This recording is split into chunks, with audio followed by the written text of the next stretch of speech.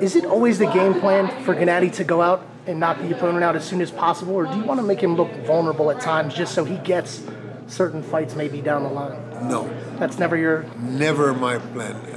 Because in this game, a punch could detach a retina, a punch can cause a cut, a punch you can throw a punch and injure your shoulder and be sidelined for 6 months to a year. It's never the intention to carry somebody. It's always the intention to make sure that we go out and do our job. If a knockout happens, great. If it doesn't, that's okay. As long as because the more rounds we get, the better Gennady's going to be for the future. When we keep knocking guys out early, we don't get that experience against elite fighters. These guys that we're fighting are guys that deserve a title shot and are elite fighters, so we don't get the practice. The gym is one thing.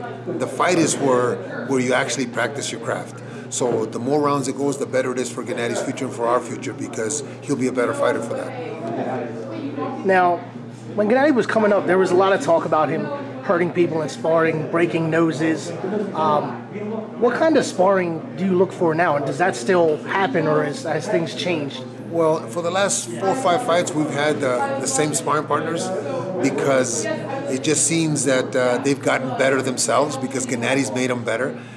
So that he's not hurting them as much as he was hurting the sparring partners before. These guys get paid a lot of money to be in there with Golovkin for 3 or 4 rounds a day.